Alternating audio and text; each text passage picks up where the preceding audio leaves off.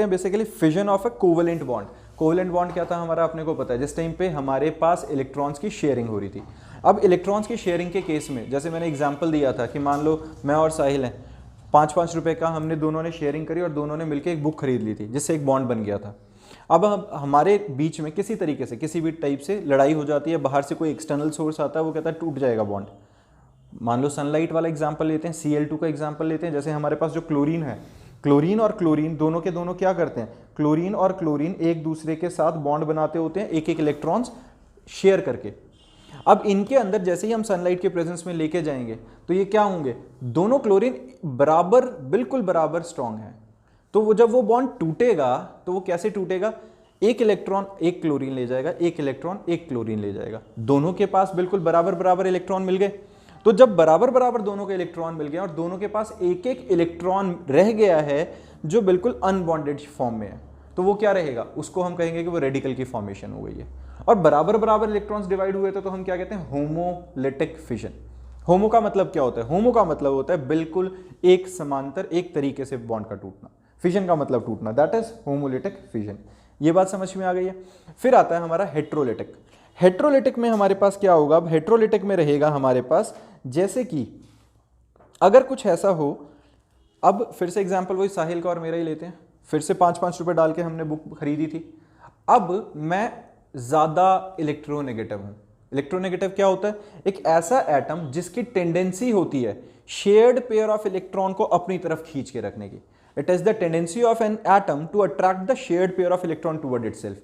अब मैं ज्यादा इलेक्ट्रोनेगेटिव हूं, 5-5 रुपए डाल के बेशक हमने बुक खरीदी थी, पर वो बुक मेरी तरफ ज्यादा रख रहा हूं मैं, क्योंकि मैं इलेक्ट्रोनेगेटिव ज्यादा, इलेक्ट्रॉन क्लाउड को अपनी तरफ ज्यादा खींच के रख रहा हूं। अब जैसे ही बाहर के इन्फ्लुएंस की वजह से, किसी भी कारण की वजह से हमारा बॉन्ड टूटेगा, तो मैं क्या करूंगा, मैं पूरी बुक ही अपने पास रख लूंगा और साहिल को बोलूंगा अब चला जाओ। समझ रहे हो, तो क्या हुआ, दोनों इलेक्ट्रॉन्स जब मेरे पास आ गए हैं, जबकि था एक एक इलेक्ट्रॉन, दोनों इलेक्ट्रॉन्स अगर मेरे पास आ गए हैं तो हम क्या कहेंगे, ये क्या हो गई है, हेट्रोलिटिक। हेट्रो मतलब असमांतर तरीके से बॉन्ड का टूटना, तो वो हेट्रोलिटिक फिजन हो गया। ठीक है, अब हेट्रोलिटिक होगा, दोनों इलेक्ट्रॉन्स अगर मैंने रख लिए, मैंने किसी एक अलग एटम का इलेक्ट्रॉन भी अगर अपने पास रख लिया है, तो मेरे पास तो नेगेटिव चार्ज आ गया, क्योंकि मैंने किसी और के इलेक्ट्रॉन क्लाउड को अपने पास रख लिया, तो मेरे पास नेगेटिव आ गया है। और जिसके पास से इलेक्ट्रॉन गया, जैसे साहिल के पास से इलेक्ट्रॉन्स मैंने रख लिए थे, तो साहिल के पास पीछे से नेगेटिव चला गया, तो मतलब पीछे क्या बच गया, पॉजिटिव। तो जब हेट्रोलिटिक फिजन होता है तो एक बनेगा हमारा पॉजिटिव और एक बनेगा हमारा नेगेटिव, एक बनेगा पॉजिटिव और एक बनेगा नेगेटिव। जो हमारा पॉजिटिव बनता है उसको हम कहते हैं इलेक्ट्रोफाइल, जो नेगेटिव बनता है उसको कहते हैं न्यूक्लियोफाइल। जो पॉजिटिव बनेगा उसे इलेक्ट्रोफाइल, जो नेगेटिव बनेगा वो न्यूक्लियोफाइल। बहुत रिएक्शंस में ये वर्ड यूज होने वाले हैं, इलेक्ट्रोफाइल का, न्यूक्लियोफाइल का। इसको याद रखने का तरीका समझो, electrophile is electron loving species. Electrophile क्या होता है, इलेक्ट्रोफाइल जो कि इलेक्ट्रॉन लविंग है, जो इलेक्ट्रॉन की तरफ आकर्षित होगा। इलेक्ट्रॉन की तरफ आकर्षित कौन हो सकता है, जो पॉजिटिवली चार्ज होगा, तो इसलिए वो इलेक्ट्रोफाइल है। न्यूक्लियोफाइल क्या है, nucleus loving species. Nucleus loving मतलब न्यूक्लियस मतलब प्रोटॉन्स मतलब पॉजिटिव, तो जो पॉजिटिव की तरफ अट्रैक्ट होगा वो खुद क्या होना चाहिए, negative. That is electrophile and nucleophile. बात समझ में आई है। तो जब हेट्रोलिटिक फिजन होता है तो हमारे पास क्या आ जाता है बच्चे, एक न्यूक्लियोफाइल बन जाता है और एक इलेक्ट्रोफाइल बन जाता है। इसी के अंदर इन्हीं को हम as an attacking reagents use करते हैं, मेनली ऑर्गेनिक केमिस्ट्री के अंदर।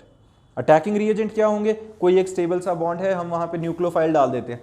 न्यूक्लियोफाइल क्या होगा, न्यूक्लियस लविंग स्पीशी होगा, तो वो जाके उस न्यूक्लियस के किसी जो एक्सपोज्ड न्यूक्लियस होगा उस पर अटैक करने की कोशिश करेगा, तो उसके साथ लगे हुए बॉन्ड टूटेंगे, कुछ ना कुछ ऐसा ही होगा।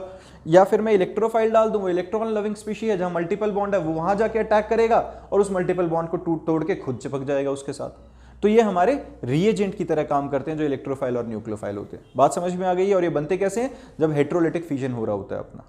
क्लियर है, डन।